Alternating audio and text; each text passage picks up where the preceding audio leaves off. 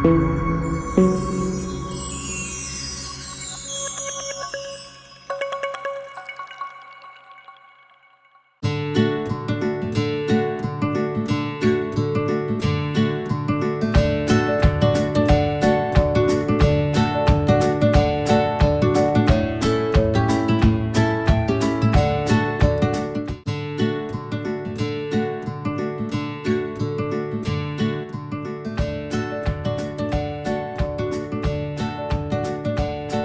morning, myself Aman Jha, and this is the YouTube channel of The Study.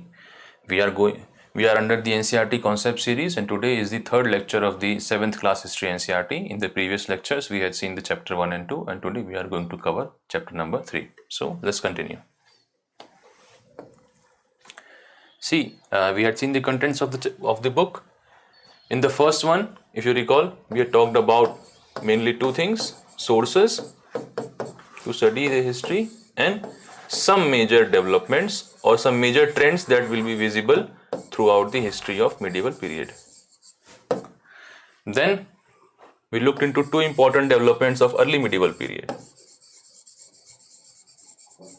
Okay, which is a period of roughly 750 to 1200 CE. What we saw? We saw two things: a triangular or tripartite struggle, and then we looked into the Chol Empire and the society, its local administration, its role in temple architecture, its relationship with different, segments of society, etc. Today we are going to focus on the Delhi Sultanate or Delhi Sultans, means Sultans of Delhi. See, origins. What we are going to see in this chapter, we have highlighted briefly here. What is the origin of Delhi? Now, till now, throughout the ancient period and even in the early medieval period, Delhi was not a center of political activity. Though this place was inhabited continuously since thousands of years. If you recall the Kuru Mahajanpad, okay, they had their capital at Indraprasth, which is believed to be the Purana Kila area of New Delhi. Before, even during the Janpad period, this place was inhabited, and it continued to be inhabited throughout the ancient India, but politically speaking, it was less significant compared to, say, Magad or Kannauj, Ujjain, etc. Then we will look into the brief timeline of Delhi Sultanate, the important kings or sultans, their achievements, their failures, etc. Then we look into the sources of studying the Delhi Sultanate. What is the nature of those sources? If you recall, in the first chapter, we had talked about that there is a significant shift towards the literary sources for this period, and then their specialities and their challenges. After that, we will look into the political expansion of Delhi Sultanate. We will see that it took place in total 3 phases. First was, controlling the garrison towns, establishing a very superficial control. Then consolidation, internal consolidation of the empire, and then expansion. All these stages were undertaken at different points of the time by different sultans and under different circumstances. Okay. Then we will look into administrative consolidation and Ikta system. Okay. For example, when you have consolidated and expanded the Sultanate, obviously for that you need administration, a robust administration. And a unique feature of Sultanate administration was the Ikta system. We will see what it is. Then there are two things: the segment of architecture, specially focusing on the mosque architecture, and then a major foreign policy challenge for Delhi Sultans and how did they respond to it. Okay, and then at last we talk about the decline of Delhi Sultanate. So let's start the chapter. First, establishment of Delhi Sultanate opened a new chapter in the history of Delhi. See, just we have mentioned that this area of Delhi and its surrounding area, it was inhabited for a very long time, certainly as long as since the Janpad period. However, it was not politically significant when we compare it to some other areas like, Al-Prayag or Magad, Ujjain. Okay, then so no empire or big state had emerged out of this area till the establishment of Delhi Sultanate. So, but how did Delhi come about? See, the founder of modern Delhi was this Anangpal Tomar or Anangpal II. What had happened, if you recall, that during the tripartite struggle, Gurjar Pratihar were one of the contestants in that tripartite struggle. When they declined, a number of Rajput states came up. Okay, there were Chalukyas in Gujarat, there were Kalchuris in Jabalpur area, there were Gahadwals around Kannauj, there were Parmar, then there were Chandel, there were Chauhans in Ajmer area, and then there were Tomars in Delhi area. So, and what is the source of knowing that Anangpal Tomar established Delhi? Actually, the iron pillar, which was originally erected by Chandragupta Vikramaditya, or Chandra as Chandra written in the pillar. It was located somewhere else. This gentleman, transported it and put his own inscription on it, in which he says that myself, a ruler of this dynasty, on this date, on that occasion, established this city of Dhilika. Okay, and it was his capital, and it was certainly a prosperous place because many rich Jain merchants lived in the vicinity and constructed several temples. How do we know? Because the first mosque in the area, called Quwwat-ul-Islam Mosque, when it was constructed by using the using the material from the temple that they had demolished, and these were mainly Jain temples. Okay. Also, the inscriptions they must have made donations to these temples. So you can say that this area was inhabited by many rich Jain merchants, and coins minted here called Dehliwal had a wide circulation. So point is, Delhi was politically important at this point. Then Tomar dynasty was defeated by Chauhans, the most prominent ruler of it, Prithviraj III, and he was defeated by Muhammad Ghori eventually. Because why? What was happening? That both were expansionary powers. In the last chapter, we had seen that the Chauhans tried to spread southwards, but they were halted by the Chalukyas of Gujarat. They tried to expand eastwards. They were halted by the Gahadwals of Kannauj area. So therefore, they moved northward, and there they clashed with the Ghuris that had controlled Punjab from this point. They had taken over Punjab from the Ghaznavid dynasty. So the Ghurids were trying to come southwards, and Chauhans were going northwards, and then they clashed over the control of the modern day Punjab area. The Battle of Tarain took place. Okay, they were contesting each other for the fort of Bhatinda or Tabar Hind, and then they fought Battle of Tarain, and in that battle Chauhan dynasty was defeated, and when Muhammad Ghori became the victorious, and by this way first Delhi Ajmer area came under their control. Why? Because this area was under the control of Chauhans.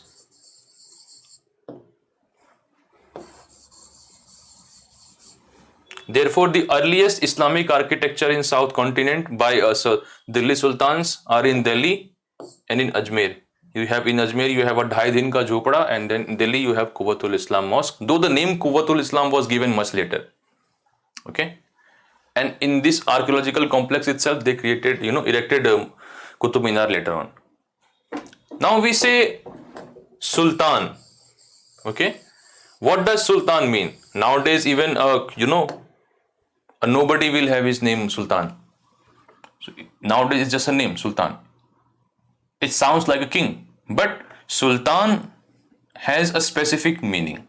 Sultan means deputy of Caliph.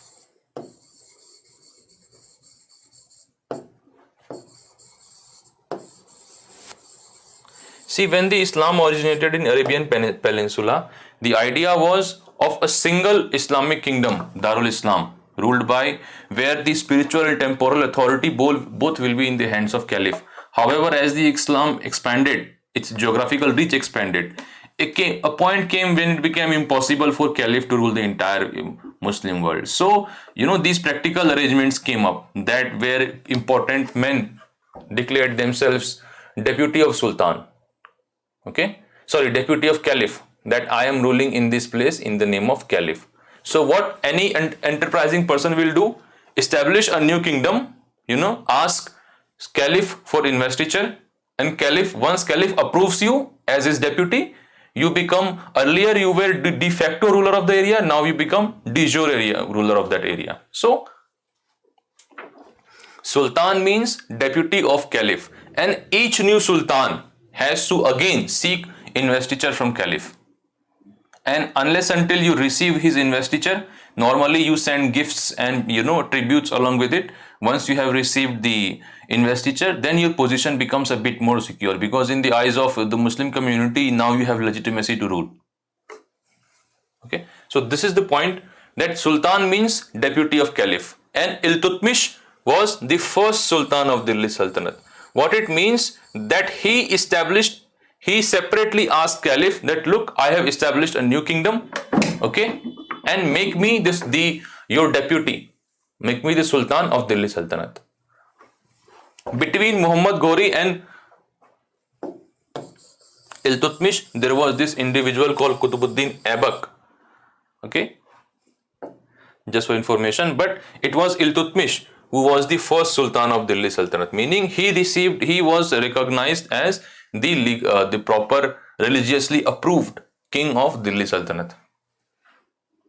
A deputy sultan, not king, but a deputy of caliph, you can say. See, practically sultan is sovereign. There is no interference of caliph at all, at any level.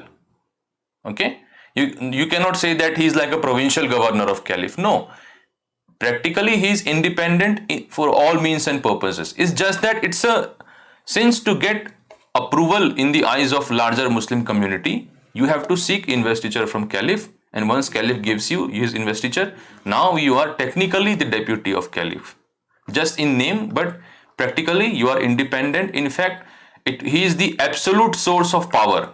In Persian tradition of kingship, a sultan is an absolute source of power. Okay, in theory there is no foundations on his power. He can decide whatever he wants, he can give any orders. So this relationship with caliph was very tenuous and only on paper. Now, since the establishment of Delhi Sultanate, Delhi has been the most important political city in the history of India. Since then till now, the only interregnum was when the British rule started from Calcutta, and from 1757 till 1911 they ruled from Calcutta, and then they also moved the capital from Calcutta to Delhi. So since for almost 1,000 years, almost, not exactly, Delhi has been the politically important city, most politically important city for the country. Now, this is the brief timeline of important rulers. This Tomars, Rajput dynasty and Chauhan, we discussed about them. Aibak was the first ruler. However, it was Iltutmish who first got the investiture from caliph. Okay, he undertook many other measures to establish the control, properly establish, because when Muhammad Ghori died, Aibak, who was a slave of Muhammad Ghori. Okay, he became his successor over his Indian dominions, but he died very soon. So there was a lot of confusion and political instability. The rules of succession in India were also not clear, that whether the son of Sultan would become the king or will become the next Sultan, or the slave of Sultan will become, because eventually Ghori was a slave of Ghaznavids, and even Aibak was the slave of Ghori. So there was a whole lot of confusion. It was Iltutmish who was the first man to receive investiture from caliph in the case of India. Then after him, his daughter became the Sultan, though she is dealt very briefly in this book. For our purpose, Balban, Ghiyasuddin Balban, Alauddin Khalji, and Muhammad bin Tughlaq. These three are important from the perspective of this book, and then we will briefly look into other kings as well.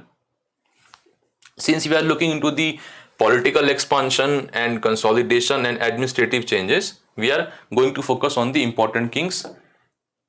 Here, this book focuses mainly on three individuals: Ghiyasuddin Balban, Khalji, Alauddin Khalji, and Muhammad bin Tughlaq.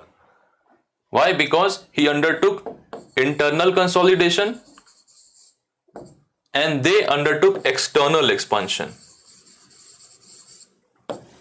Okay, and before that, Iltutmish, the work of Iltutmish can belong to the first phase, where the rule of Delhi Sultanate was established on garrison towns rather superficially, because he only controlled the city, important trade routes, etc.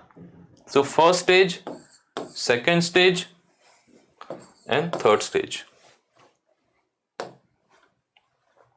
Now let's first, before taking a deep dive into the affairs of Delhi Sultanate, let's look at the sources to study Delhi Sultanate. First, we say that inscriptions, coins, and architecture are there, but especially valuable are the Tarikh and Tawarikh. Tarikh is singular and Tawarikh is plural form of same word, written in Persian, the language of administration under the Delhi Sultanate. See, in the last chapter, rather the first chapter, we had talked about the change in the meaning of words. Tarikh is one such word. Earlier it meant history, but now it simply means date. Also, it says that though other sources are available, sources like inscriptions, we saw that we figured out that many Jain merchants lived in the Delhi and surrounding areas, because we saw Jain inscriptions on the walls of Jain temples, making donations, etc. Also, often kings got, or rather inscriptions were inscribed during their period. We talked about Palam Bawli inscription during the time of Balban. It was in Sanskrit. So inscriptions were there. Even coins were there. In fact, just to digress slightly, Iltutmish, who was the first sultan, he issued two coins, Tanka and Jittal. Okay? So that the trade in Delhi and surrounding India could be conducted smoothly. Also, it was a practice that whenever Sultan conquers a new city or a new area, the first act was to mint a coin with his name. Okay, it will have, the slogan of Islam. They will have on it. Okay, what they say, La ilaha illallah Muhammad Rasulullah. That it would be written on one side, and then the first thing was minting the coin. The second thing was, getting his name read in the Friday prayers, what they call khutbah. So these were, and then constructing mosque. These three, you can call it almost a ritual after conquering a new area. Minting a coin in his name, getting a local mosque constructed locally, and then getting his name regularly read in the Friday prayers in that mosque. So these three were important points. So therefore coins are also important. For example, from coins we know that Muhammad Ghori, once he won Delhi and surrounding areas, he issued coins in which on one side there is his figure, and on another side there is figure of Lakshmi, the goddess worshipped locally. So there are coins as well, and then there are so many pieces of architecture. Okay, that we will deal separately, but architecture like mosque architecture, palace architecture, etc. Okay, so all these things are available, but the most important thing is this: written history. From this period, scholars were specifically writing history, and their accounts are primary source for current scholars, because they saw, okay, at least during the period when they were alive, they saw what was happening and they wrote about it. Now, who were Tariq writers? They were the intellectual class mainly. They lived in cities and rarely in villages. They often wrote for Sultan in the hope for rich rewards. They advised rulers to preserve a moral order based on birthright, racial, gender, and religious privileges. But their ideas were not shared by everybody. See, they were often working in the service of Sultanate. Okay, they could be a member of bureaucracy, they could be member of judicial service, they could be active member of priestly class, and sometimes being a member of priestly class or ulema, the proper word is ulema, or and being a member of judicial service was one and same. Often the ulema presided over the judicial service. They could be simple court poet like Amir Khusro. So it could be any man of letter whosoever was inclined intellectual towards writing and such. They could write a tariq. So what it says that these people were not neutral, though they wrote, there was a proliferation of tariq writing and they wrote copiously, but they were not neutral. See, that is the main point. They wrote a lot, but they did not write neutrally. They lived in cities, so an urban bias. They would not know the ground realities of life in villages. Okay, they wrote for Sultan in the hope of rich rewards. For example, Amir Khusro, writes so much in the praise of so many kings, but he never mentions their, evil deeds. He never mentions how they usurped the throne from previous Sultan, how they slaughtered entire people so that to teach a lesson to people. So what they do, they will glorify the king. Now you can read them as a very good piece of art, but you have to take things with a pinch of salt. They advise rulers to preserve a moral order based on birthright, racial, gender, and religious privileges. For example, Minhajus Siraj, if you recall, we had talked about three historians of this period: Minhajus Siraj, okay, Ziauddin Barni, and Shams Siraj Afif. Among these, Siraj was the earliest.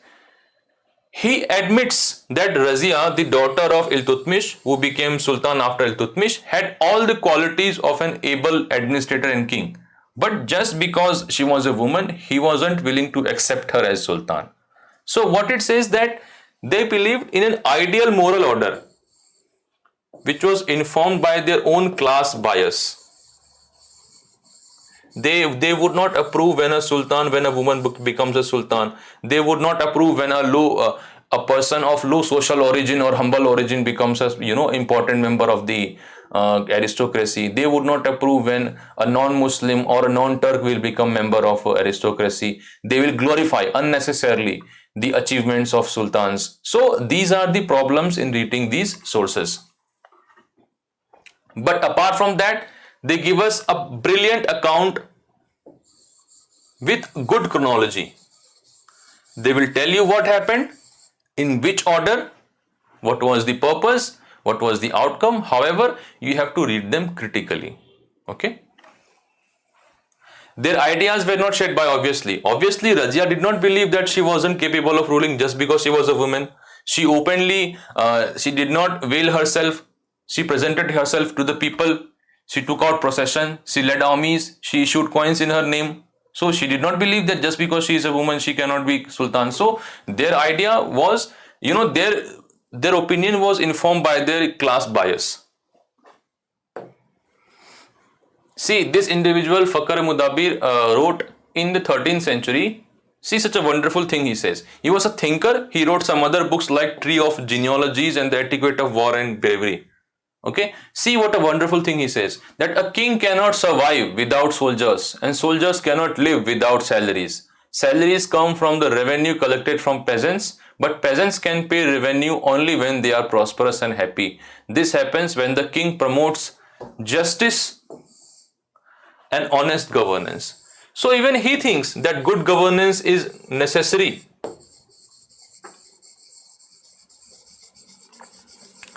But then the question is, what do you think justice is? Does justice include equality? Equality between religions, between caste, between gender? The chances are he would say no. Justice means the people who have divine right to rule must rule. They must think that the son, only a person of noble birth, a person with blue blood can become sultan, because that is the natural order. So when someone's simply professing or advocating certain moral values, that doesn't mean that how we understand those values today, they also understood in same way. There can be variations. Okay. Similarly, Ziauddin Barni, who often shows extreme intolerance in his views, says that a kingdom cannot flourish unless it has justice. He says a kingdom which has a Muslim king may not flourish if there is no justice, but a kingdom which has a non-Muslim king but has justice can still flourish. So he places justice above anything else. But what is his idea of justice? When Muhammad bin Tughlaq appoints people of humble origin to the important offices, he gets angry. He says ki this is a proof that Sultan has lost his mind. So even though their writings give us very good political history with detailed chronology, they will tell what event happened in which order, what were the causes, but we have to take what they say with a pinch of salt.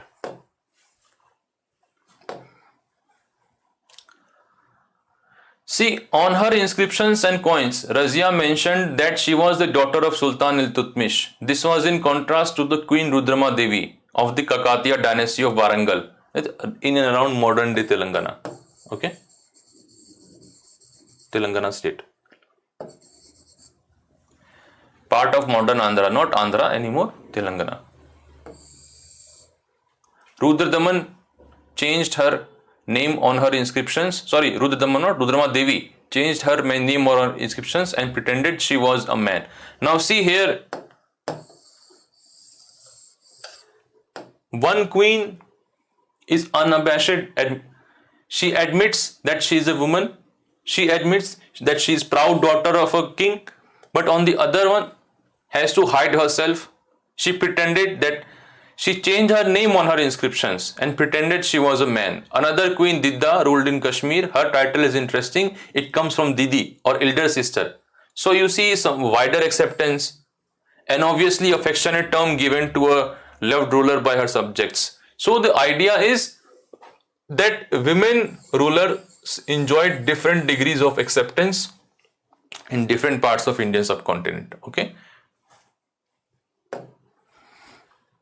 Now there could be a means question that critically analyze the Tarikh, right, as a sources of history of a Delhi Sultanate. Obviously, when you are supposed to analyze critically, you give some positives, but you also highlight the negatives and then you give a balanced answer depending upon your opinion. For example, what is the positive? That they make the study of history very easy. A lot of information is available in one place. Okay. They will tell you the political history, the economic policy, military policy, any social change, they will talk about it. But what is the negative? That their opinion is very biased. Sometimes they exaggerate and sometimes they undermine. So this is the problem. And eventually, what should be your conclusion? That yes, Tawarikh are important, but we must combine them with other sources. Other sources like archaeological sources, coins, inscriptions, architectures, then other literary sources. One category is Malfuzat texts. We will look into it when we study the medieval history of 12th class.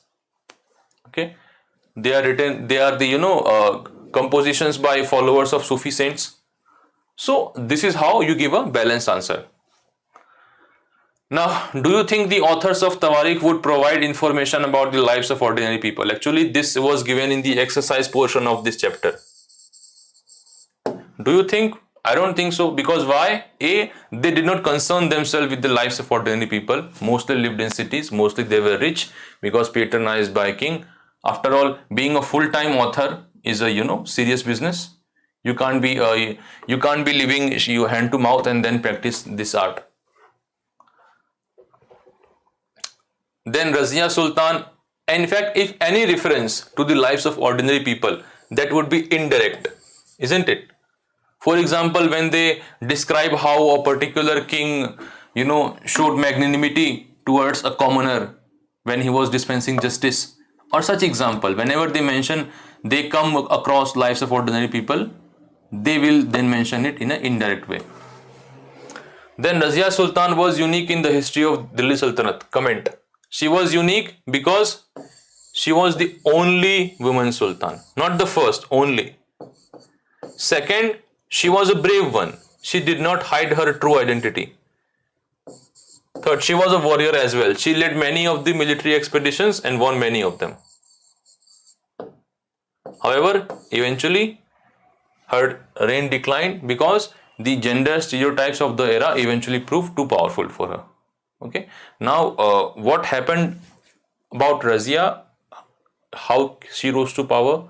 Why she was popular among people? And what was the cause of her eventual decline? Those things would be covered, in proper history classes. Now we are going to look at the political expansion of Sultanate. Okay. Now we are given some important towns. Some of them are well known, obviously. Delhi, well known. Tabar Hind, modern day Bhatinda. Ranthambore, Gwalior, Ajmer, Banaras, Lakhnauti. Okay, these are some of the well known. Then you have Multan, Lahore. These are famous towns. Okay, this was mostly the active ground for Delhi Sultanate. And then there are some less famous ones. You have Badaयूं, Hansi, which is the modern day Hisar, is called Hansi. Okay. What it says, the expansion of Delhi Sultanate, that in the early 13th century, sultans rarely controlled the hinterland of the garrison towns and were therefore dependent upon trade, tribute, and war booty. See here, we have highlighted two areas. First, the extent under Qutbuddin Aibak, this core area, and then under Iltutmish, this larger area. Okay. Now, does it mean that they controlled each and every inch of this territory? The answer is an emphatic no. Why? Because at best they controlled the cities. Okay, at best. Especially the forts in and around these cities. What they will do? First, they will conquer the fort and then they will put their own garrison. Means soldiers. Now the size of that garrison could be small or large depending upon the strategic importance of that city or fort. So they only controlled the cities. They had no means to, impose their effective control on countryside. What we saw here, a large number of cities. So they only controlled the cities, at least in the first phase. If you recall, when Muhammad Ghori defeated Prithviraj Chauhan, he did not stop. He went on to defeat many of the rulers of North India. Similarly, then even his subordinate or slave, Aibak, did the same thing. But then when Aibak died, a lot of the local rulers revolted and threw off the yoke of Delhi Sultanate. Eventually, Iltutmish again had to go city by city and conquered many of them in Doab area, in Rajputana, etc. Okay, he defeated his competitors, therefore he could control eventually Multan, Lahore and Sindh as well. However, throughout this area, the control was very superficial. It was limited to the cities. Okay, and now, if you recall, up to this time, Indian society was divided into a large, a long hierarchy. On one level, you have commoners, then you have, small scale landlords, then you have large landlords, you can call them Samant or Mahasamant. The terminology to refer to them changed. Sometimes they were called Rai, Ranaka, Rawat, Khut Mukadam, Chaudhary. Such words were used for landlords and Samant or feudatories. And then earlier there used to be the king who controlled important cities. Now there was Sultan. What the Sultan did, using these strategically located cities, they will come at lump sum arrangement with these Samantas. That okay, you pay me this annual tribute and I would not disturb you, I would not harass you, I would not raid your place. So they will say, okay, I'll pay you annually. Now they will calculate that have this much income. If I give this much percentage, he will let me live peacefully. That is fine. So using these strategically located forts, they extracted irregular lump sum tributes from the countryside. That does not mean they had any administrative or social control on the countryside, and therefore you will see during this period the frontiers of Sultanate fluctuated very widely. I mean, for a moment you control this entire Bengal, but if Gaur revolts or if Banaras revolts, immediately your control is cut down by this much, because you were not controlling countryside anyway, and now you have lost the cities as well. So immediately the entire province goes out of the hand. Therefore, such control was very superficial. They said in the early 13th century, the sultans rarely controlled the hinterland of garrisons, towns, and were therefore dependent upon trade, tribute, and war booty. Okay. In far-off regions like Bengal and Sindh, controlling even garrison towns was a challenge. Why? Because ambitious governors challenged the sultan at the slightest hint of weakness and often prevailed. In fact,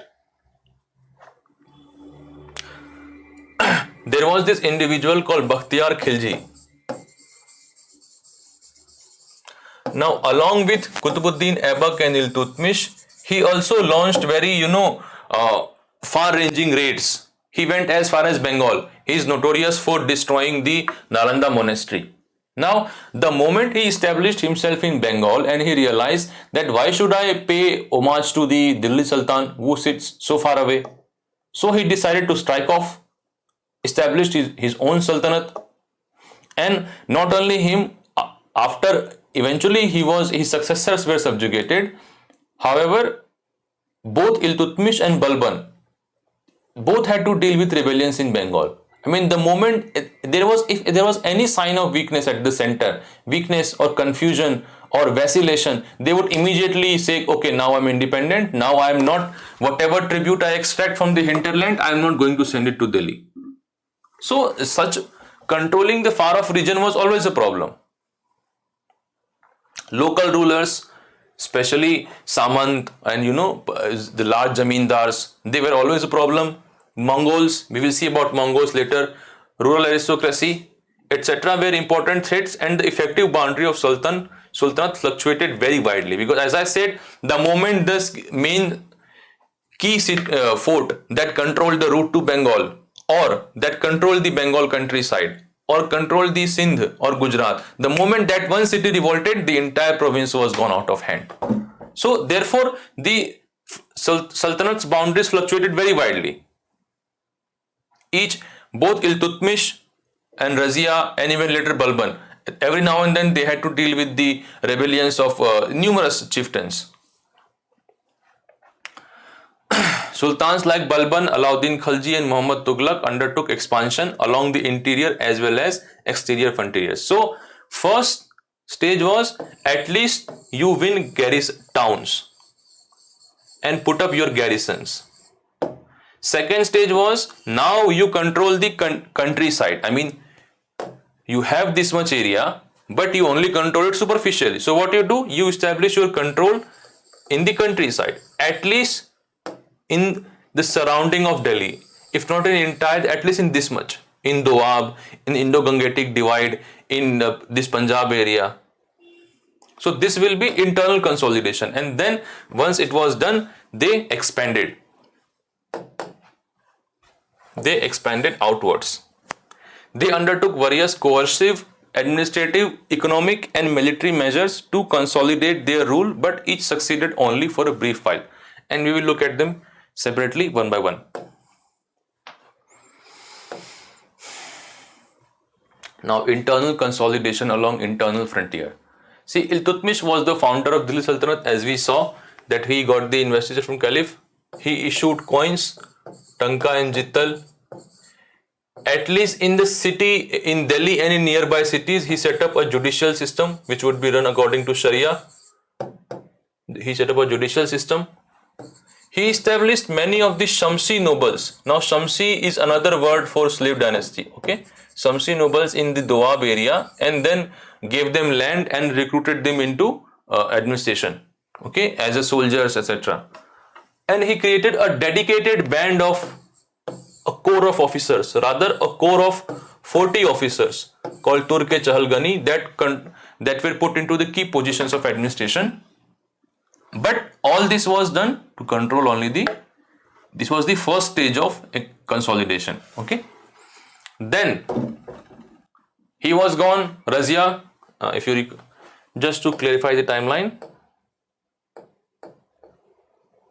See, Iltutmish lasted only this long, 1210 to 1236. Then there was some instability. Eventually Razia became Sultan, but she did not last long, only up to 1240. Then from 1266 and 1287, Balban was Sultan, and before he was Sultan, he was Nayab Sultan, means Deputy Sultan. So Balban, the 20 years of his being Sultan and 20 years of being, Nayab Sultan, he almost had 40 years. And during his these 40 years, he established internal control. What did he do? The major problem was the threat of Mongol attack from northwest. So he did not undertake territorial expansion. He thought, okay, our control is already so superficial that we don't control beyond cities. We don't control villages. We only control highways, but we don't control forest. We don't control riverine tracks. So he said, why expand? Because the moment Mongols strike and we start losing cities, we will start losing entire provinces itself. So he says he rarely ventured far away, barring one or two occasions. For example, once he went to Bengal to deal with recalcitrant governor. But in these 40 years, there are very few examples. Instead, he sought internal consolidation. Campaigns along the internal frontier of the Sultanate. Internal frontier is mainly countryside, villages, forest, riverine tracks, etc. Countryside. Okay. Of the Sultanate aimed at establishing royal decree in the hinterlands of garrison towns. What did he do? During these campaigns, forests were cleared in the Ganga Yamuna Doab. Hunter-gatherers and pastoralists were expelled from their habitat. Basically, he focused on law and order. He did not seek to collect land revenue or taxes directly immediately. He mainly focused on law and order. Basically, law and order was very weak. Often the bands of dacoits will conduct robbery and go hiding in the dense forests. They would disturb trade routes, they would disturb supply routes, and this was a consistent problem. So he said, fine, I am going to slash and burn a large part of forest, punish the people who hide in the forest. Okay, if there are some hunter-gatherers, they must settle down, they must practice agriculture, and he brought some more people from other areas and established them there as agriculturists. It is slightly similar to the practices of ancient and early medieval India in the sense that agricultural growth will definitely aid the economic and military might of the empire, but the main concern was law and order. Okay, these lands were given to peasants and agriculture was encouraged. Now fortresses, garrison towns and towns were established to protect routes and to promote regional trade. I mean, if there is a long distance and between that long distance there is only a few garrison towns, but there should be more. So he established more garrison towns so that the control would become more effective. For example, if he saw that in dense forest area I need more towns, more garrison towns, so that I can control the forest, I can control the people who live here. So he established more garrison towns here. Okay. Now obviously once agriculture increases, you will want to tax them. To tax them you also need officials and soldiers stationed nearby. So these towns must have served that purpose also. He set up a separate department called Diwan-e-Ariz, called military department, which makes a lot of sense in the context of these changes. Okay. The disturbances were quelled with extreme cruelty. I mean, there were some Mios were causing a lot of disturbances, plundering sometimes very close to the city limits of Delhi. So he punished them with exemplary cruelty. I mean, cruelty that will be undigestible from modern standards. The purpose was only very clear that now we don't want to be, controlling the isolated garrison towns. We want to establish our decree in the countryside. We want to have firm control on law and order. Okay. Though this does not mean that he had started collecting taxes directly from countryside, because that will be the next step. Even better, but the next step, because for that you need to be assured of, the frontiers of your empire.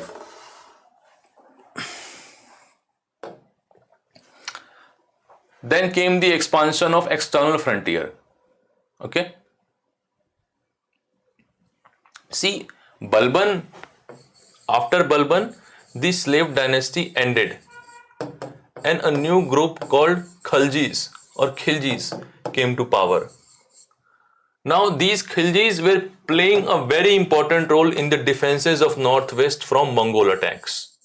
Okay, Jalaluddin Khilji was he was a warden of the marches in the northwest, meaning a very important general.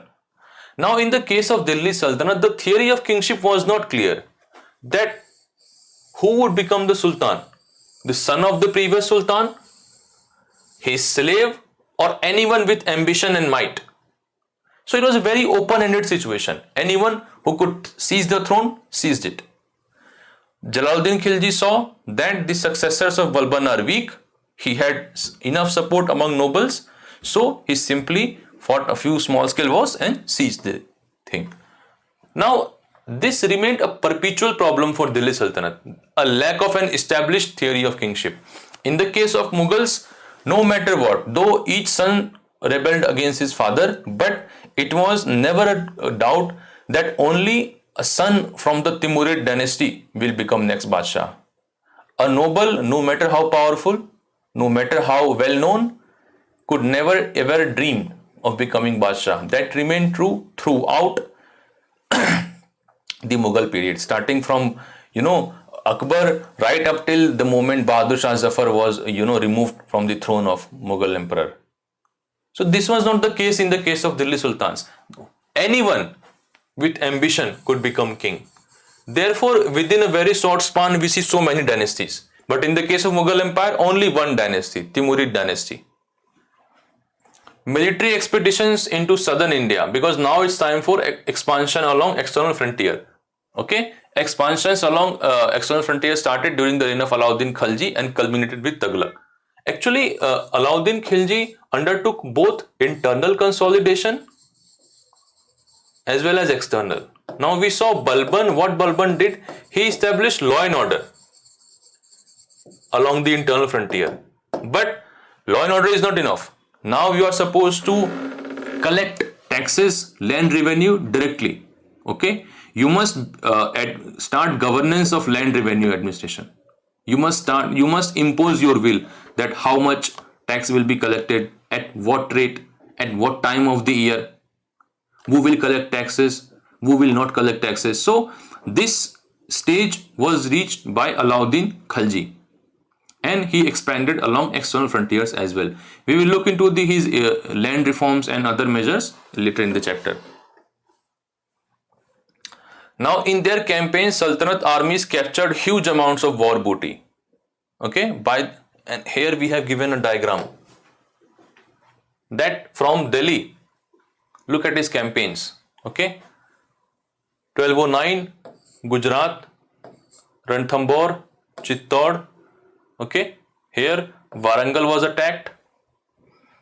Okay, and then he went as far as Madurai. However, he did not annex these parts. He only annexed Gujarat. Okay, he did not go beyond, you can say, though it would be a simplification, but you can imagine he did not go beyond Narmada. Beyond Narmada, what they did, they conducted annual or regular raids to extract tributes.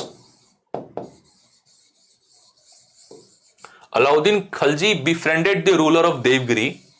Okay, he made him accept his suzerainty. Therefore, Devgiri became his launch pad to conduct repeated attacks against Dwar Samudras, Hoysala dynasty's kingdom, Kakatiyas, Madurai. So, using Devgiri as a launch pad, he continuously, regularly attacked them and extracted large tributes.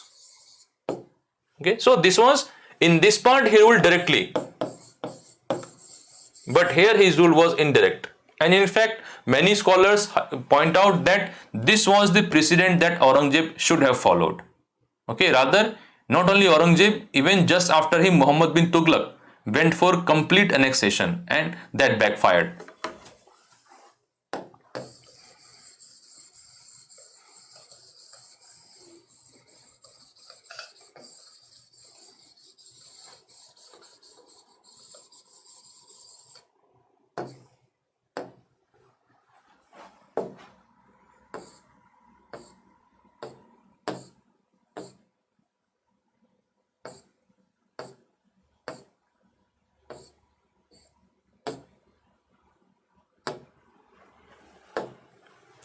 See what happened once, okay, in their campaigns, Sultanate armies captured huge amounts of war booty. Okay, by the end of Muhammad bin Tughlaq's reign, 150 years after his humble beginning, the armies of Delhi Sultanate had marched across a large part of the subcontinent. See what happened when Muhammad, even when he was a prince, Muhammad bin Tughlaq, see, after Khalji dynasty, in fact, immediately after Alauddin Khalji, very shortly, around 320 CE, Khalji dynasty was overthrown and Tughlaqs came to power. Same problem, lack of an established principle of kingship. And in Tughlaq, the Tughlaq dynasty, Muhammad bin Tughlaq was second ruler. Okay, after him came the Firuz Shah Tughlaq, who was also very important, but he hasn't been covered in this book. So when Muhammad bin Tughlaq was, even when he was a prince, he conquered Warangal. Okay, Devgiri was annexed by the end of Khalji dynasty itself, and then eventually Muhammad bin Tughlaq conquered as far as, almost entire peninsula. Therefore, he moved his capital to Devgiri because he thought that I cannot control entire peninsula from so far away. So he moved his capital to Devgiri, but that experiment failed. Why? We will see later. See, so by the end of Muhammad bin Tughlaq's reign, 150 years after his humble beginnings, the armies of Delhi Sultanate had marched across a large part of the subcontinent.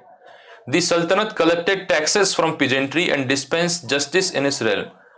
Collecting taxes directly from peasantry started only from the time of Alauddin Khilji. Before that, they had, lump sum arrangements with local samantas, feudatories, local landlords, getting tribute and providing security in return. It started only from the time of Alauddin Khilji, and and even when it comes to dispensing justice, now a justice system would only exist in cities. Justice system in the villages will be according to local norms and practices by local panchayats. Okay, and there would be practically a little interference of Sultanate in that affair. Because you can imagine it's impossible to establish a judicial system right up to the village level. For a pre-modern kingship, a pre-modern state, it is not possible to do that. Any sort of justice system by Qazi or Mufti, it is through only in the cities.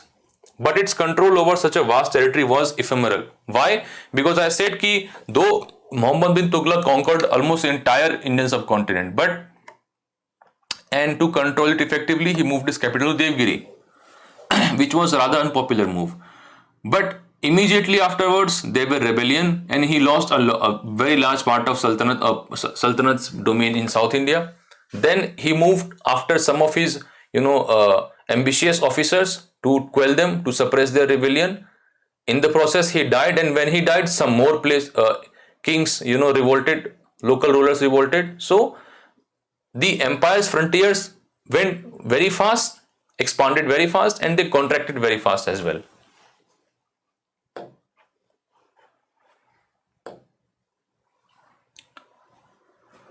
Administration and consolidation. The consolidation of Delhi Sultanate needed reliable governors. See, for internal consolidation, you have to establish law and order. Then after establishing law and order, you will start collecting taxes directly, start dispensing justice.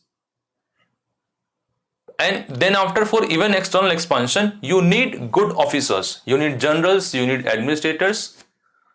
Instead of appointing landed chieftains as governors, which is essentially a feudal practice, because if you appoint local landed chieftains as local governors or local officers, they will be very hard to remove, they will be very hard to hold accountable to. Okay,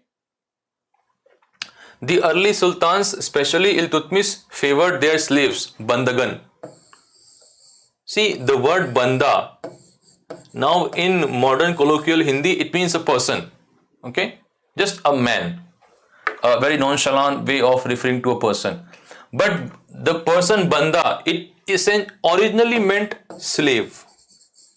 See, another example of how the meaning of word changes. Okay, Tarikh, Tawarikh from history to date, banda from slave to person. Okay, Hindustan from a mayor, from some provinces of North India to entire country. They were carefully trained to man some of the most important political offices in the kingdom. Okay, Turke Chahalgani. They were called Turke Chahalgani, means a corps of 40.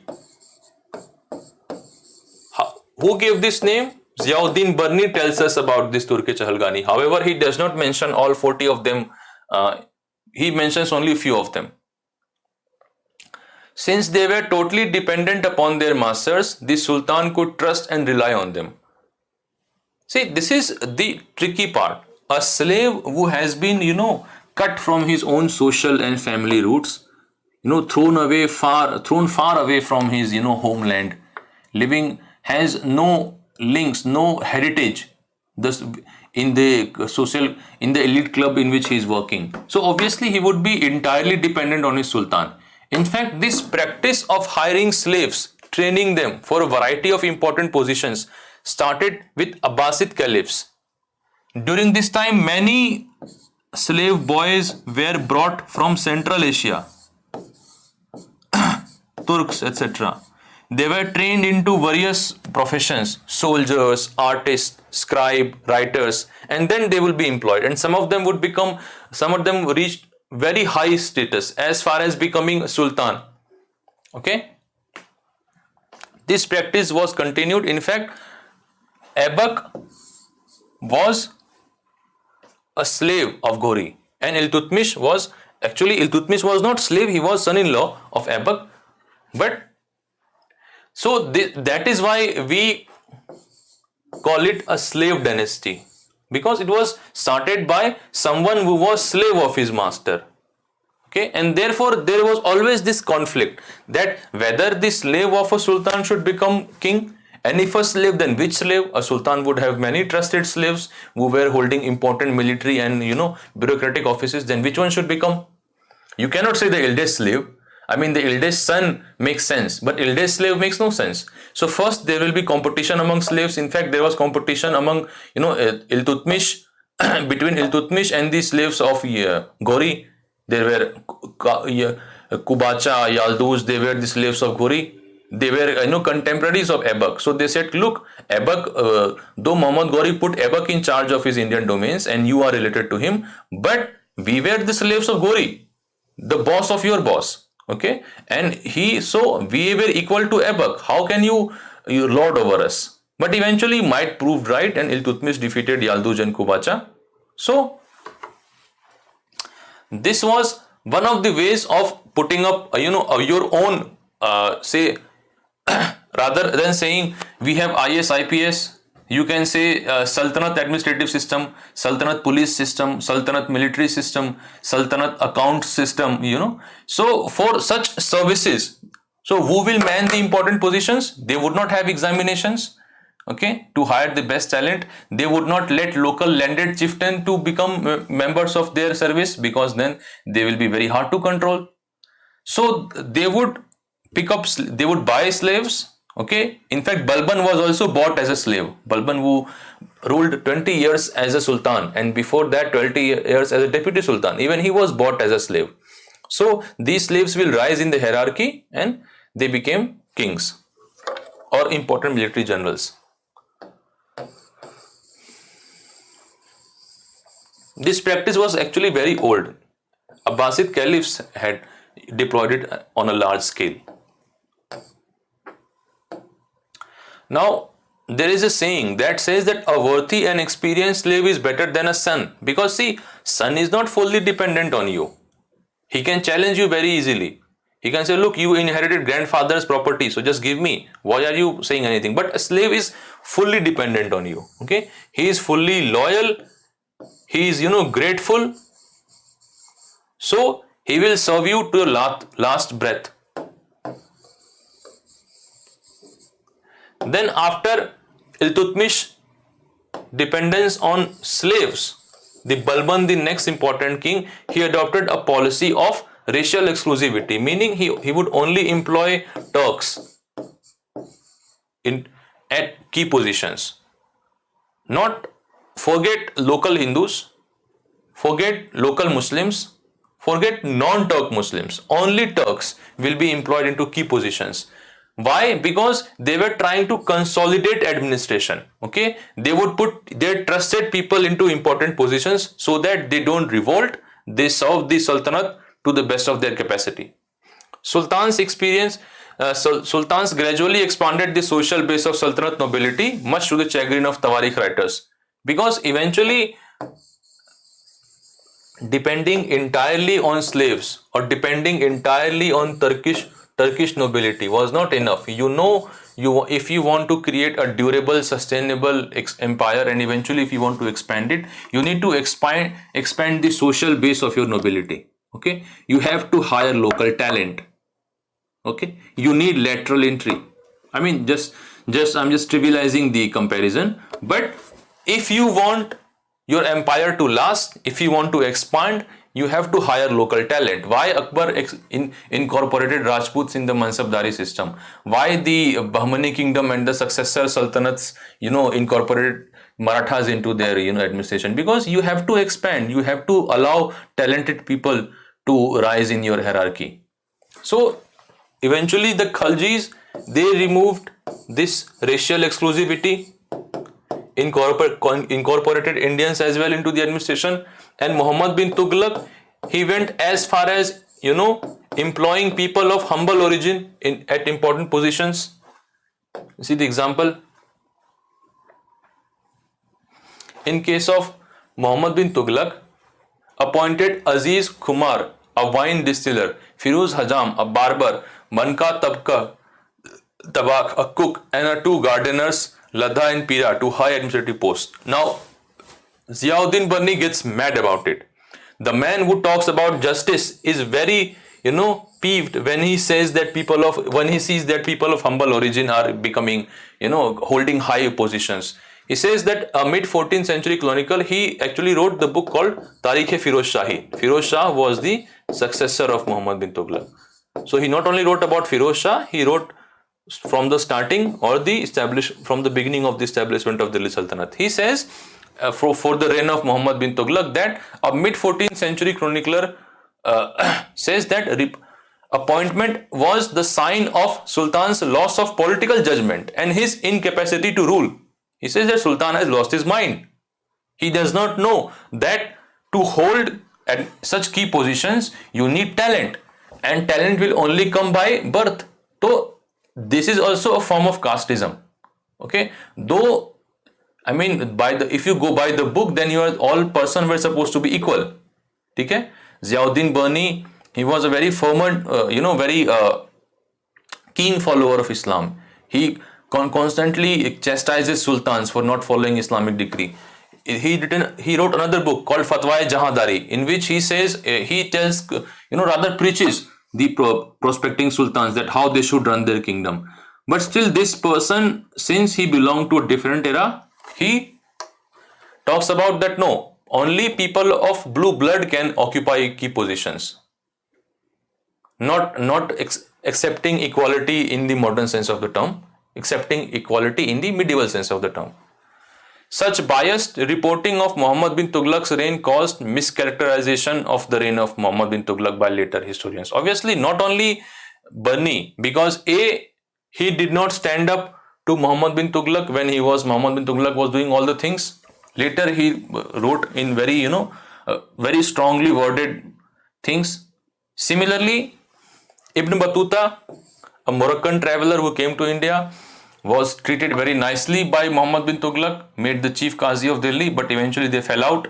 He threw him into jail and then sent him on a mission which he did not want to go.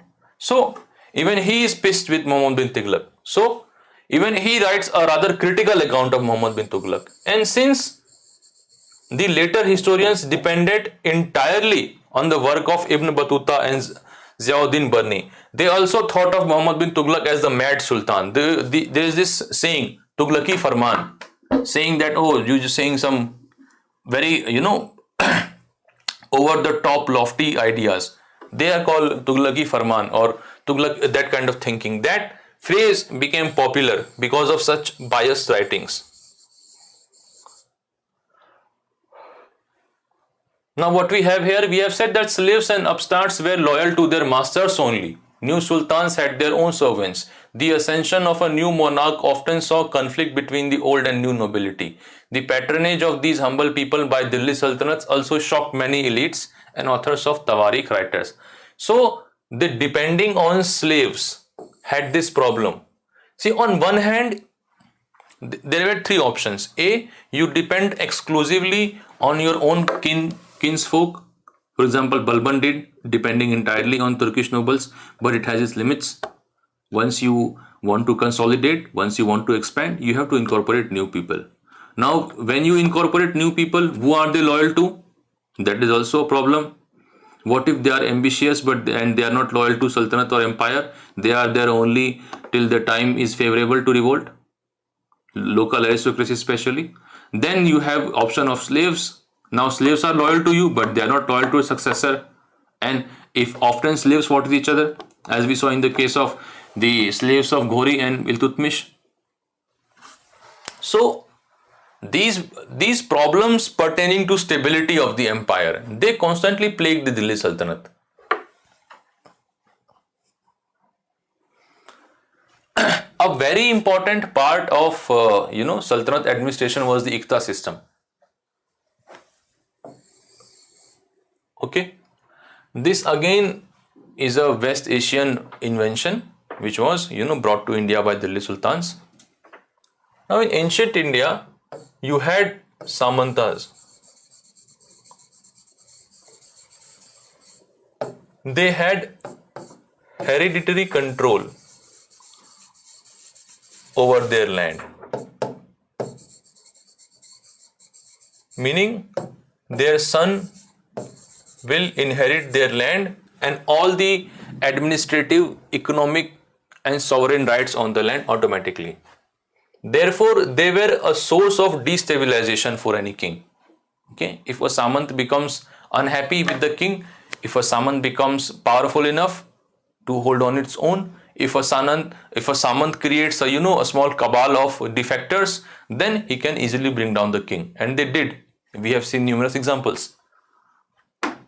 So before going into the details of administration, briefly I would like to say that in Delhi Sultanate, central administration, there were 4 departments. Department of Wazir, Military Department, Department of Correspondence and Department of Religious Affairs. Now we should not go into the details of them because they go outside the scope of this class's book, but these were 4 important ministries of central government and there were many ad hoc ministries that were created time and again according to what was expedient and what was needed.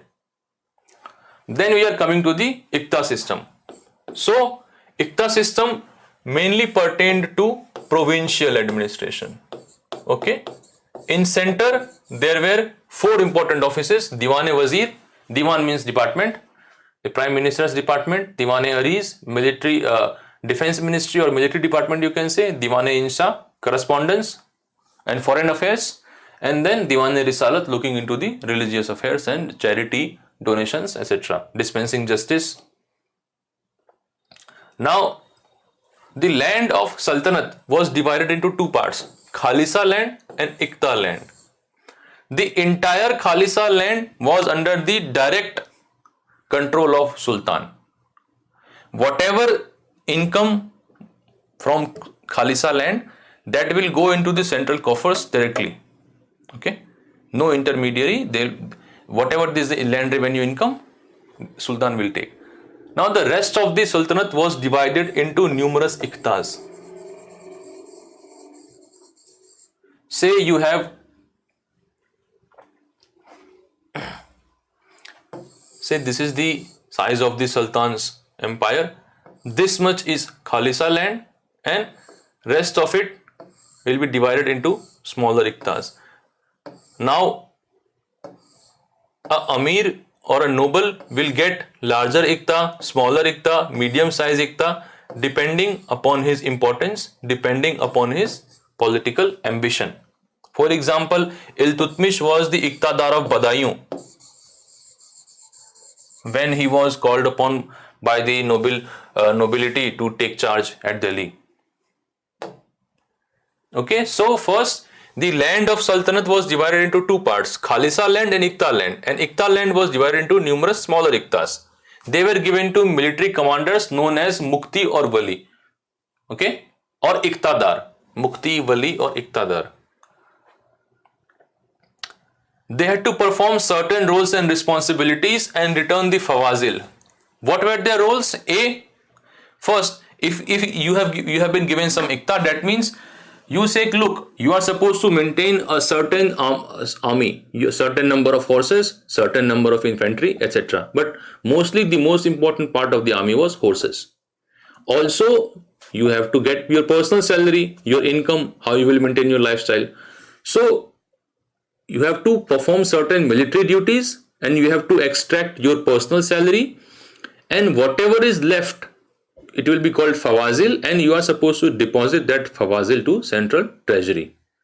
But there was no estimation that how much actual income is of that particular Iqta. Now, so if there is a smart Iqtadar, he can extract a lot more. Okay, and he will say, no, there is no Fawazil. I can extract only this much and the entire amount is spent in maintaining my military and in my personal salary. If he is honest and ambitious, then he will say send a lot of Fawazil. Obviously, the how much supervision central administration performs, that will impact how much Fawazil they send back.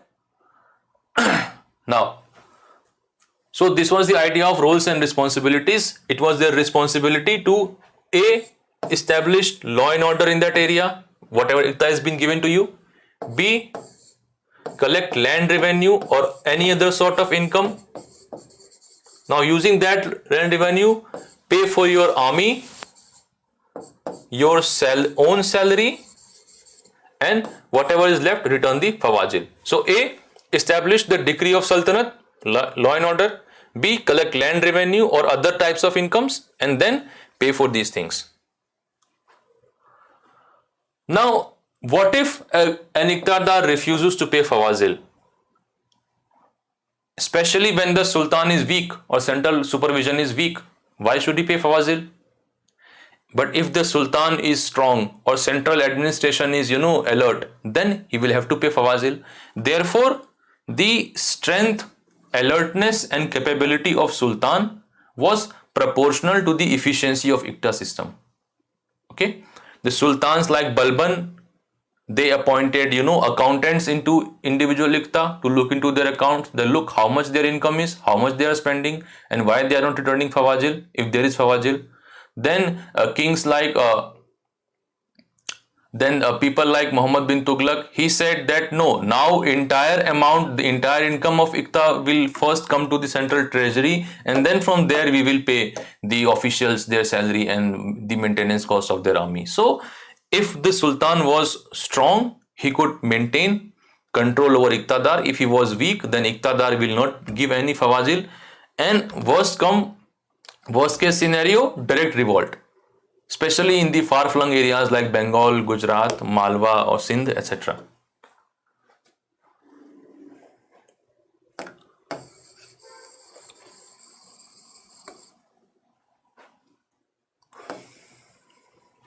There was another key point.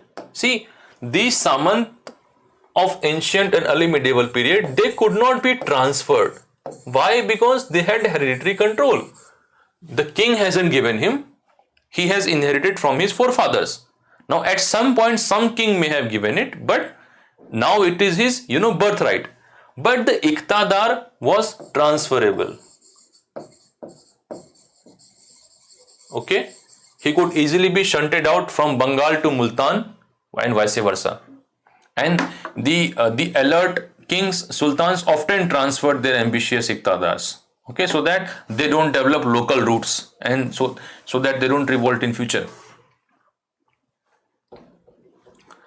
But beyond the cities, okay, as we saw that earlier they only controlled garrison towns, even within their iqtas, okay, they will make deals with the Hindu gentry or Hindu aristocracy who controls the countryside. They will say, look, you are a local jamindar, local landlord, or local mahasamant or samant, give me this lump sum tribute, okay, and I'll give you protection in return.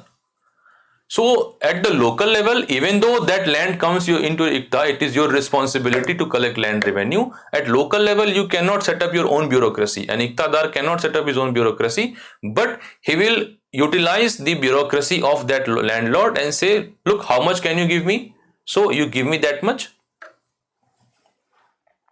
Later on, Alauddin Khalji brought some reforms in this system. For example, he constantly transferred iqtadars. B, he established his control over, he constantly transferred iqtadars. Also, he suppressed Hindu aristocracy to a large deal. Now, a large part of the subcontinent remained outside the fold of Sultanate, that is, distant provinces like Bengal, southern India, etc. Now, Bengal frequently revolted, and once during the reign of Firoz Shah Tughlaq, when the Sultanate failed to re-establish its control, it remained outside the fold of Delhi for very long time until Akbar established his control. So then places like southern India, though Muhammad bin Tughlaq conquered that part, but that control was very limited and for a very brief while. There was a rumor that he has fallen sick, and immediately large number of kings in southern India declared their independence. And then places like densely forested areas like Gondwana land or Dandakaranya, these places were mostly outside their control of sultanates. In all these places, local chiefs still prevailed.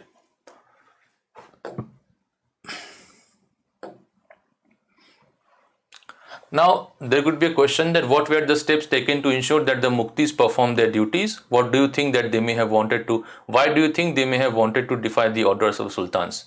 See, what were the steps? A, they were transferred regularly. The Iqta was not hereditary, meaning if Iqta was allotted, if a Mukti dies, if an Iqtadar dies, then naturally his son or successor would not inherit the Iqta. Okay, it will be again Sultan will decide who gets that Iqta. Okay, Sultan will decide. Third, gradually the control of central administration into the affairs of Iqta increased. I mean, Balban sent accountants. Alauddin Khalji regularly audited their account and frequently transferred them, and Muhammad bin Tughlaq said that, look, now onwards the money will come first to central treasury and then I will pay your salary and your maintenance of military. However, immediately afterwards there were so many revolts during his reign that those steps could not be implemented effectively. So these were the steps. Now, why do you think they may have wanted to defy the orders of Sultan? Simple, ambition. An ambitious Iqtadar will say, look, I am capable enough to run my own little kingdom. For example, Bengal. The Iqtadars of Bengal revolted so frequently that Iltutmish had to launch a couple of expeditions. Balban had to launch a couple of expeditions. Eventually, at the end of Muhammad bin Tughlaq's reign, Bengal again became independent. His successor Firoz Shah Tughlaq went to capture it. He could not. And from that period up to the reign of Ashok, okay, for almost 200 years, the Bengal remained out of the hand of the imperial control. It remained out of imperial control. So, ambitious nobles will think that why should I send this Fawazil to central treasury? I will use it and consolidate my own empire.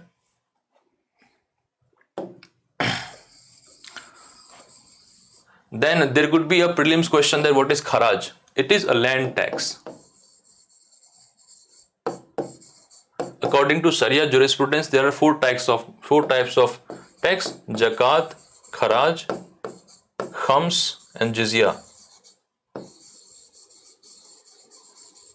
So kharaj was land tax, okay, tax on land revenue. Now the threat of Mongol invasion was constant for a very long time for Delhi Sultanate, and this was the single most important foreign policy challenge for Delhi Sultan. Single most. They faced it with different degrees of success, and we are going to look at how the threat of Mongol invasion was dealt with by two important sultans, Muhammad bin Tughlaq and Alauddin Khilji. First, now we all know the name Genghis Khan. He was, though it is unlikely, but it is possible that they may ask a question in prelims that Genghis Khan was contemporary of Iltutmish. He rose from the steppes of Central Asia, modern day Mongolia. Okay. What happened that he was chasing the Khwarezmi prince Jalaluddin Mangbarni. Okay. He attacked Khwarezm Empire, which corresponds to modern day Iran and some parts of Central Asia. He attacked the Khwarezm Empire and he was chasing the prince of Khwarezm Empire, Jalaluddin Mangbarni. Now he came to the bank of Indus and he sought permission from Alauddin to come to India. But Alauddin knew that if he allows Jalaluddin Mangbarni to come to India, he will invite the wrath of Khan, of the Genghis Khan. So he very politely, diplomatically refused him that no sir, you should not come here. The climate of the place would not suit you. You may go somewhere else. So he got the message. However, this was not the end of Mongol problem. Genghis Khan never attacked India, but after Genghis Khan, there were four important Mongol Khanats. There was this Yuan dynasty in China, established by Kublai Khan. There was this Golden Horde that mainly controlled Russia and those adjoining areas. The two important ones, Il Khanat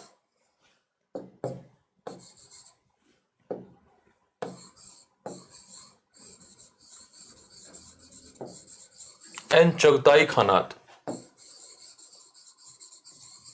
They were mainly problematic for Indian subcontinent because they controlled Central Asia and modern day Persia, and they often launch repeated invasions of Indian subcontinent. Okay, especially Razia, during her time Sultanate was so weak that they mostly adopted the policy of appeasement. Okay, that even when a strike is launched, they would still send tributes, etc. They will not confront them directly, but Balban adopted a rather multi-pronged approach.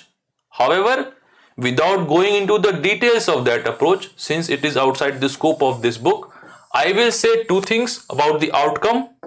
That A, the outcome was mixed, and by the time slave dynasty ended, now the mainland of India, especially the area around Delhi, was under threat. Okay, gradually the frontiers of Delhi Sultanate were getting, they were gradually retreating, but up to the end of Balban's rule, though, it's rather unfortunate that I cannot discuss it at this point, but let's see, we remember two things. A, the result were mixed, and B, the frontiers, kept coming back. Now the Mongols launched raids right into the Indo-Gangetic Doab in and around Delhi area. Therefore, the Alauddin Khalji or the Khalji dynasty bore the brunt of Mongol attacks. There were few of them at the end of 13th century, and the Battle of Kili in 1299, etc. These are very legendary ones. So, to recap, Iltutmish, contemporary of Genghis Khan.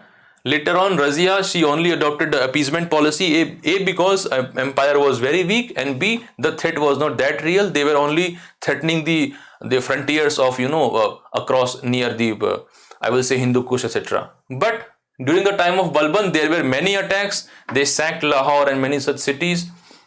Still, there were many places where the forces of Balban fought valiantly. Still, the results were mixed, and eventually by the end of his reign, the areas in and around Delhi were being threatened by Mongol attacks. Now, Mongol attacks on the Delhi Sultanate increased during the reign of Alauddin Khalji and in the early years of Muhammad bin Tughlaq's rule, though Khaljis dealt with it in a spectacular fashion. This forced the two rulers to mobilize a large standing army in Delhi, which posed a huge administrative challenge. Let us see how the two sultans dealt with this. Just to summarize, he adopted a robust defensive posture. See, even Balban, what he had done, on one hand, he created two lines of defenses. On another hand, he would send diplomatic missions to different Mongol courts to maintain friendly relations. However, despite some success, the frontier shrunk.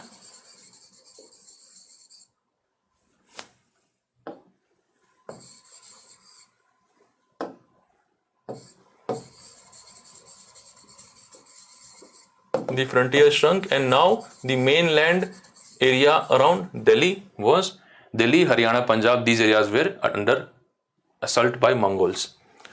So Khilji adopted a defensive posture. He said, no, we are going to fight them. We are not going to let them run over us. But Tughlaq adopted a offensive approach. But his approach was rather uncertain.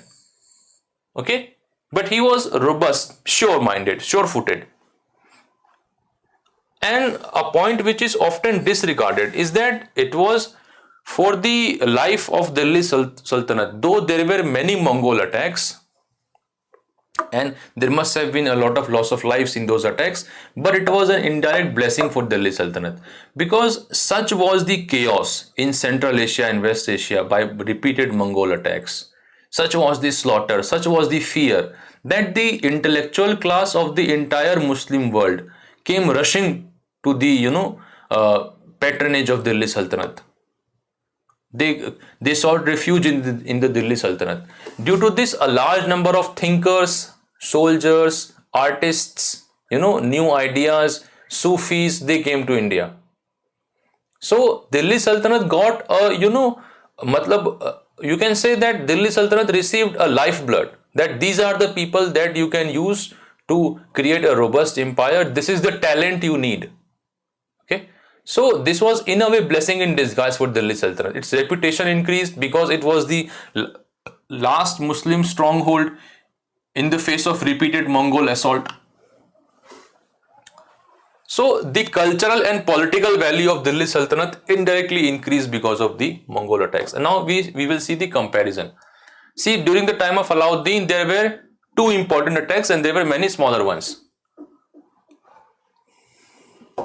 At this point, they had a very famous battle of Kili, close to Delhi. To defend Delhi, he raised a large standing army, soldiers were paid in cash, and a new garrison town of Siri was constructed. Now, you have to pay them in cash and you have to pay them regularly. Where do you get so much money from? If you recall, we had said that Alauddin Khalji, using Devgiri as a launch pad, launched repeated raids in South India to extract annual tributes, etc. But that would not be enough, because you need a very large sum of cash. Also, tributes are irregular. You have to wait a long time to get next batch. So he undertook two sets of reforms. A, market reforms to control the prices in cities, and B, land revenue reforms to increase the income of the state so that he can pay salaries. But even though you can pay salary, you know that you simply know that if there is too much demand, inflation takes place and then the purchasing power effectively gets reduced. Say if he had taken only one step, he had only taken land revenue reforms. So now he has more income, regular income. Using that money, he will pay soldiers. But since more money is now chasing less goods or less products, there will be inflation. So you have to control inflation as well. So he both controlled price as well as increased the income of the state to meet this Mongol challenge. and he succeeded in thwarting the Mongols, but reforms discontinued soon afterwards because they were very harsh reforms. The level of taxation was very high. There was a very, the rural aristocracy was very resenting of this thing. But Barney praises these reforms a lot. Ziauddin Barney, he says that these were stellar reforms. He was surprised that there was not even a fractional fluctuation, a fraction of fluctuation in the prices of goods. On the other hand, Muhammad bin Tughlaq, who adopted an offensive posture. What happened that in the beginning of Muhammad bin Tughlaq's rule, there were a few attacks, but those attacks were dealt with, spectacular success. They literally shattered the invading Mongol army, and during the course of the time, they realized that now the Central Asia, is once again fluid. Now it is time to adopt an offensive posture. Why not go there, attack and capture those areas instead of defending each time? So he also raised a last standing army to attack Transoxiana, means the area around Oxus River. Roughly you can say modern day Central Asia. Area around the Oxus River.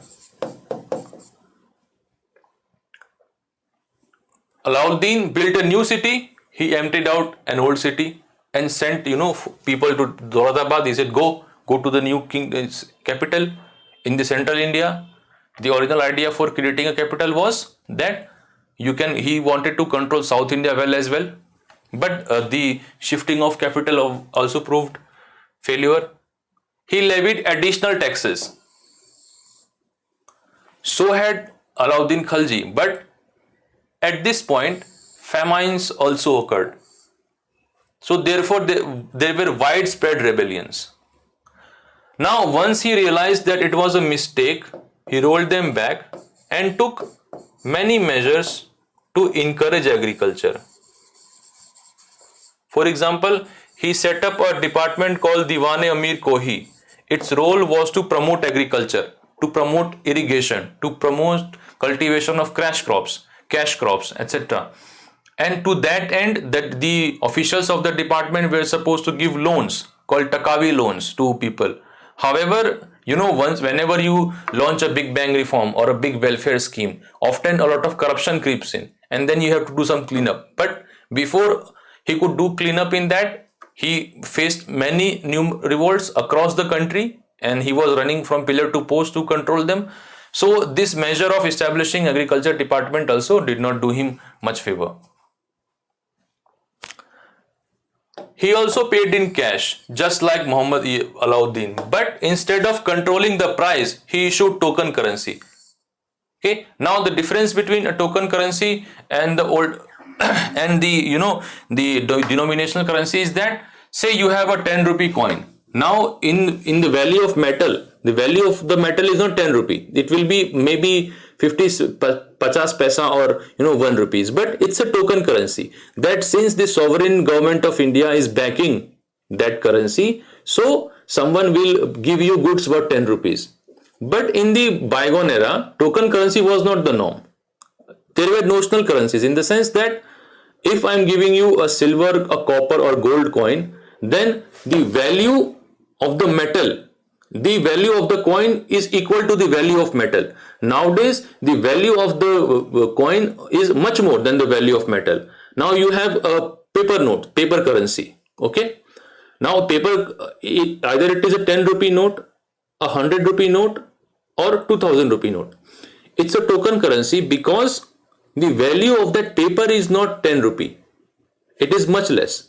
But since it is being backed by the government of India, the trader trusts you and gives you goods worth 10 rupee. So that is token currency. But what if it was not a token currency? Then you can only buy as much good as the value of that currency. So this is the difference. See, maybe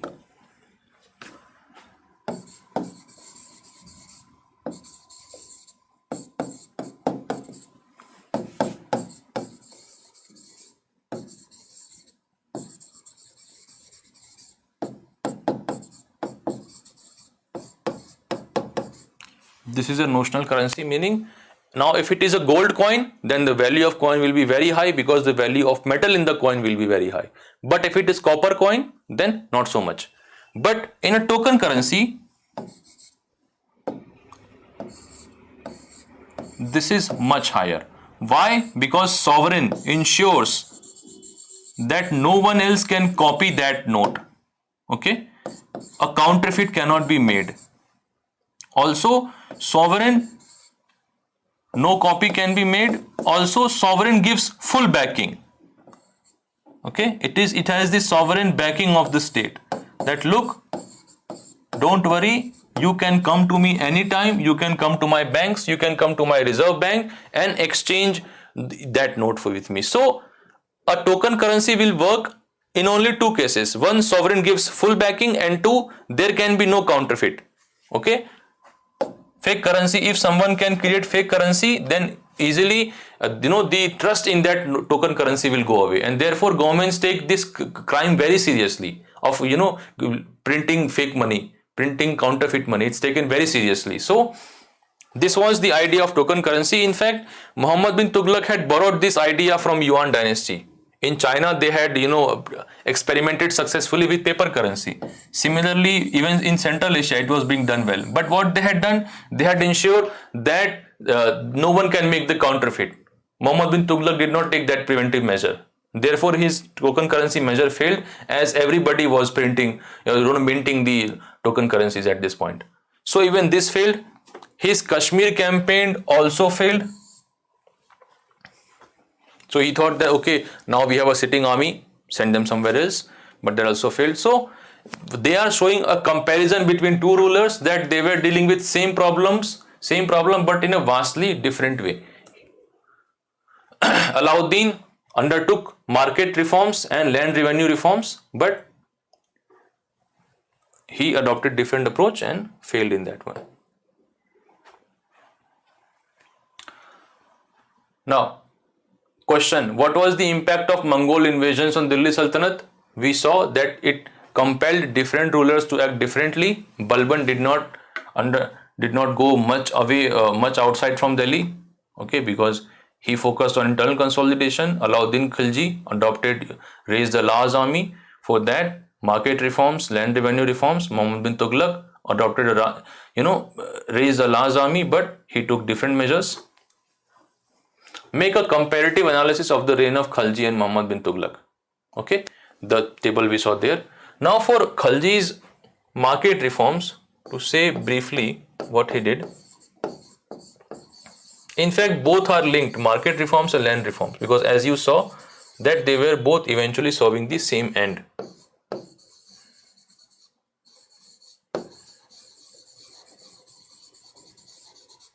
For land reforms, he converted the Iqta land around the capital Delhi into Khalisa land, and it is said that from Lahore to Bengal, that vast stretch was converted into Khalisa land, and Iqta lands were allotted away from center.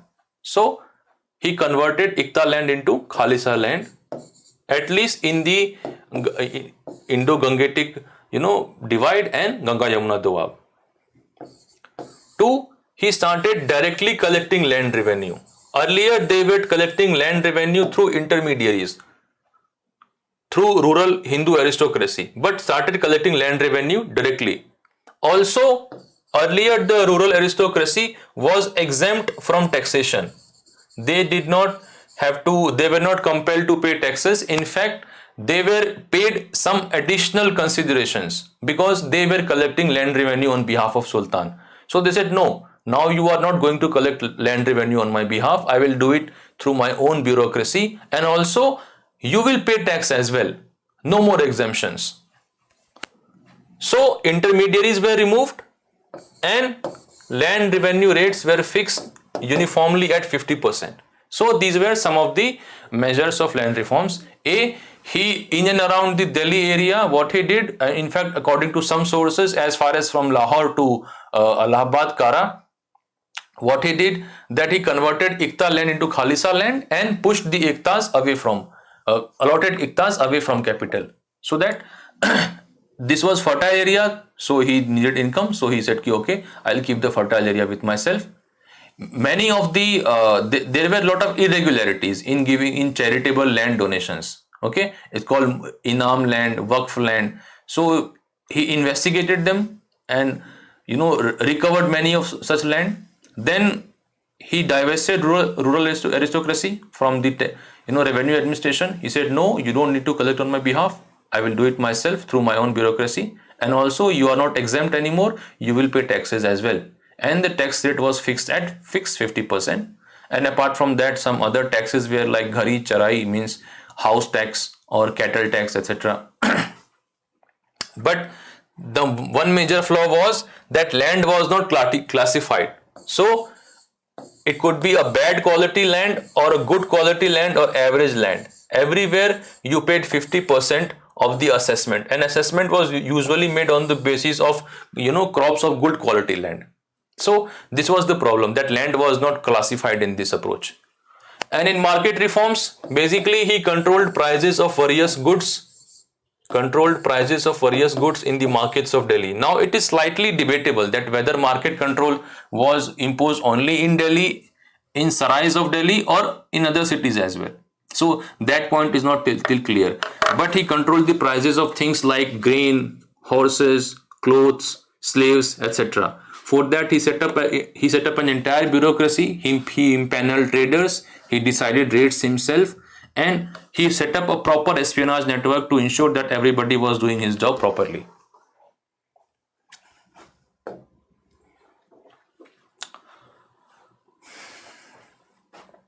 Now, after the Tughlaqs, the Sayyids and Lodi dynasties ruled from Delhi and Agra until 1526. We are now looking at the decline of Delhi Sultanate.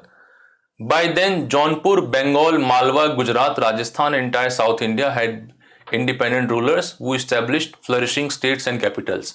See, there were two stages of, massive breakup. First, when Muhammad bin Tughlaq moved his capital from, Delhi to Devgiri, so that he could rule the South India more effectively.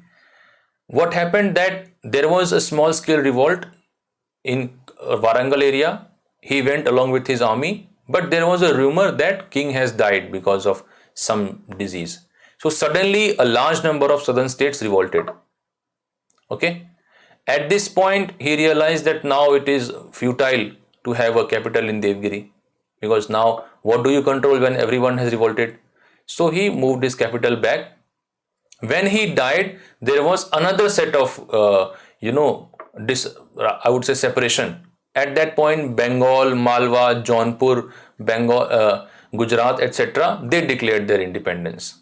So by the time of the end of Tughlaq rule, the size of Delhi Sultanate was back to what it was at the time of Iltutmish. Okay. Muhammad bin Tughlaq expanded very fastly and lost those domains also with equal speed. After him, the Sayyids came up. Actually, the Sayyids were installed by, Tamerlane, the Central Asian ruler, who was the founder of Timurid dynasty, to which Mughals are related. We will see about him later. So Sayyids were put in throne by Tamerlane. But by this time, I say Jaunpur, this is the eastern UP part. Bengal, Malwa, Gujarat, Rajasthan, entire South India had become independent rulers.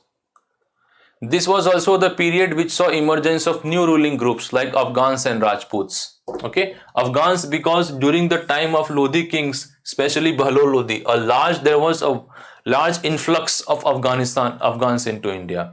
In fact, even the Khaljis, they belonged to Khalj area of Afghanistan. So there was already a consistent influx of Afghans. But during the time of Lodi dynasty, there was a large torrent of flow. In fact, he is known, Abbas Khan Sarwani, a historian of Lodi dynasty. He says that Bahlol Lodi issued an appeal to the Afghans. He said, look, the wealth of India will be shared between us, but the kingdom will be mine, but the wealth will be ours. So hearing that appeal, like a locust, he says, like locust, the Afghans, kept coming in. So during this period, there was this large influx of Afghans, and over this period, they established themselves in areas like Bengal, Bihar, Eastern UP. They got well entrenched, and Sher Shah Suri came out of that group. Sher Shah Sur started his career as the manager of a small Jagir for his uncle in Bihar and eventually defeated Humayun. Although the Sur dynasty ruled for only 15 years, from 1540 to 1555, it introduced an administration that borrowed elements from Alauddin's and made them more efficient. Basically, he improved the land revenue administration of Alauddin Khilji. As we had said that Alauddin Khilji had forgotten to classify the land, but he classified the land. Also, he decided crop rates. What we said that earlier, Alauddin Khilji, when he fixed the 50% assessment, he had made that assessment on the basis of good quality land. But what Sher Shah does, that for each area he undertakes a different assessment, and depending upon the actual crop production, he imposes land revenue rates. Sources, obviously, we mentioned that for Sur dynasty as well as Lodi dynasty, we have Abbas Khan Sarwani's Tarikh-e-Sher Shahi. That is the source. He was actually an official of Akbar's time, but see, such is the magnanimity of Akbar that he asked one of his officials to write a Tarikh for Sher Shah Suri. Sher Shah Suri was arch nemesis, the nemesis of his father. But still, he asked one of his own officials, Akbar asked one of his own officials to write, an account of Sher Shah. Sher Shah's administration became the model followed by great Emperor Akbar, because in many areas, especially in land reforms and administrative reforms, Akbar, though it would not be fair to say that he was his predecessor, but Akbar certainly improved upon the system set up by Sher Shah Suri. The rupiah coin was originally issued by Sher Shah Suri. The Grand Trunk Road, Sher Shah Suri. So this is the small recap between Tughlaqs and Akbar. We start with the end of Tughlaq and we end at the beginning of Akbar. So this is the a rough period of 200 years, but a very volatile period.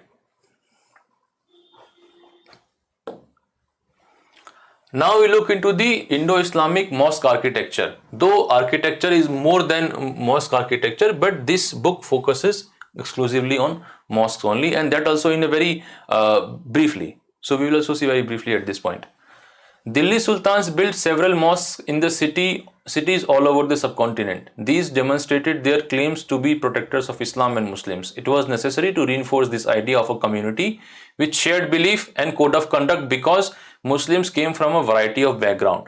Issuing coins, this line is important. Issuing coins, erecting mosque and getting khutbah read in Sultan's name during Friday prayers, these were symbols of sovereignty. See, Delhi Sultans needed mosques for a variety of reasons. A, they were symbols of sovereignty. B, there the community of faithfuls or the believers could come together, they could worship together, get this sense of community. So it was a social environment as well, and it had political purpose as well. But what happened that when the Delhi Sultans came to India from Central Asia, okay, they would not have artisans with them. So they would have to use, or they would go to new areas, okay, from Delhi to Ajmer or Gwalior or anywhere. So they would have to use local artisans to build their architecture, mosque, etc. And local artisans would only learn local art. So in the beginning, they had some difficulty in getting the Islamic architecture properly erected in India. So earlier, their work was rather rustic. So first step was getting the Islamic architecture right, especially the feature of arch and dome. These two features, it took some time to build them a perfect dome, perfect arch and perfect dome. So these were important features. What is the benefit of an arch and dome? See, if you have a large hall and if you have dome above it, you don't need to put pillars inside. Okay, the entire room will be without pillars. Okay, but in case of Indian architecture, you have this lintel and beam, and the roof is kept erect by numerous pillars. So lintel and beam, this was the one of the feature of Hindu architecture, and this was the arch and dome. Then eventually these two were mixed, and many other features of Hindu architecture were also added into creating a composite Indo-Islamic architecture. See, the earliest mosque was the Quwwatul Islam Mosque. Okay, this is the schematic of Qutub Minar complex. Here is the Qutub Minar, and this was the mosque. This is the iron pillar of Mehrauli. Okay, here we had talked about in the beginning of chapter that Anangapal II brought it from somewhere else, put it here, and put his own inscription as well. And they constructed a mosque around it. Actually, they used the bricks and other structural components from a nearby Jain temples.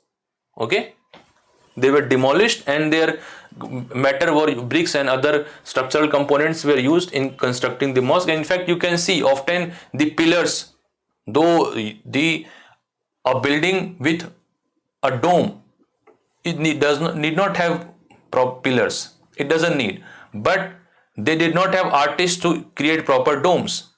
So they simply refurbished the existing temples and they said, look, it's fine, it will have pillars. You use the existing knowledge, and for right now, forget about arch and dome, just give us a mosque. So those mosques look more like temples because their pillars had very fine carvings. Okay, I strongly recommend you to go to the Mehrauli Archaeological Complex.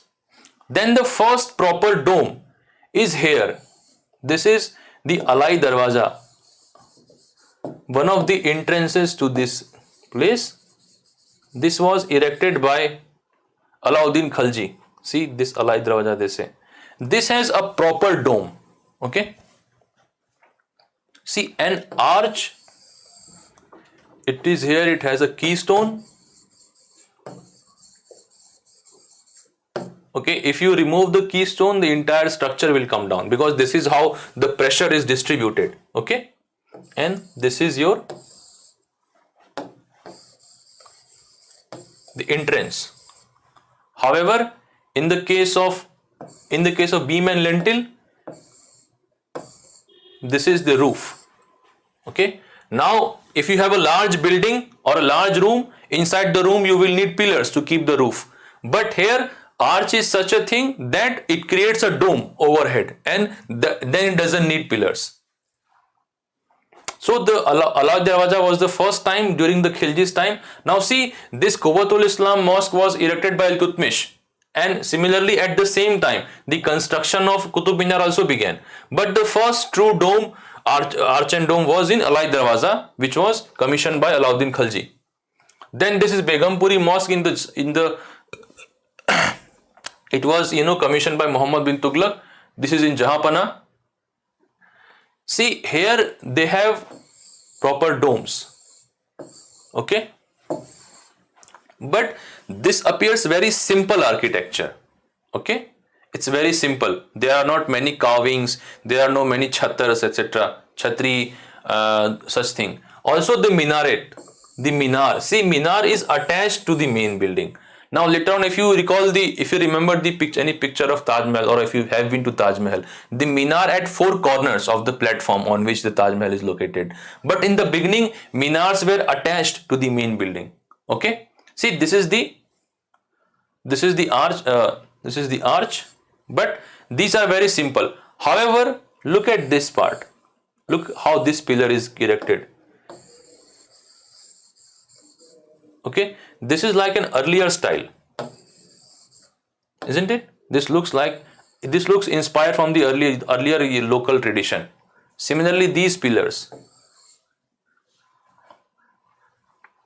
And then you have two examples of a Mot Ki Masjid erected during Lodi dynasty and Mosque of Jamli Kamli during 16th century. Now look here. You at the top of the tomb, you have this inverted kalash. Here you have these niches. These are traditional symbols. Here you have a chhajja, which is called cornice. These things look like a Hindu mahal, isn't it? These pavilions and chhatris. Similarly here, see, inverted lotus. So what happened, that the gradually local elements of culture, local elements of architecture were incorporated into the Islamic architecture, and then eventually Indo-Islamic architecture emerged. In this chapter, see, through these four images, what they have tried to highlight, that first they did not have access to the architectures that, or artisans that were trained in Islamic architecture. They had to make do with the local artisans. They had to make do with locally available material. So their mosques, they were built from the remains or the fragments or structural matter that they took away from local temples and built their own mosque. Therefore, without proper dome, they would need pillars, and you can see that in Mehrauli archaeological complex. Then they first erected proper domes, Alai Darwaja. After that, they when that was perfected, gradually one by one the elements of local Hindu architecture were incorporated. For example, this cornice is here also, Chhajja. You see this pillar, it is designed like a Hindu architecture. So such thing. And you incorporate local elements. B, you create new.